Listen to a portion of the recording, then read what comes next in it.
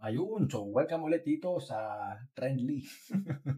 So gawin naman natin, i-check natin 'tong trade ng isang fellow member ulit natin dito. So dito si Rob, sabi niya regular bearish divergence and then entry on first lower high, assuming, 'di ba? So TP hit down. So let's see kung ano naging breakdown nitong trade na 'to, no.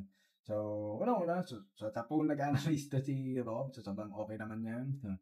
So ang ganda ng structure, 'di ba? So obvious naman na bullish, 'di ba? From here, bullish.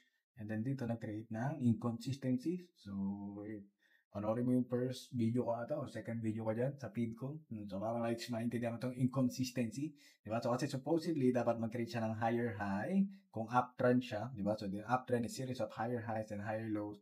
So, which in this case, hindi siya nag-create ng higher high. Instead, nag-create siya ng lower high. So, inconsistency siya ng market structure indicating na mahina na yung trend and then potential na siya mag-shift, no? Pababa. So, ang nangyari is dito pa lang na-spot niya na sa price is continuously siya nagke-create ng higher highs, 'di ba?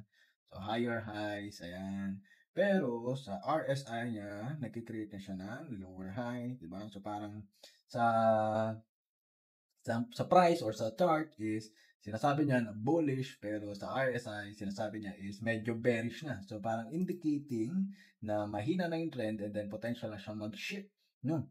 So pero ang ginawa dito maganda ni Rob is naghintay siya ng inconsistency as final na confirmation na mahina na talaga yung trend, 'di ba? So kasi from here pa lang, 'di ba? So dito meron ng divergence and then nag-create siya ng lower high as in consistency and then from there kinintay lang niya yung rejection para ma-confirm niya ng lower high.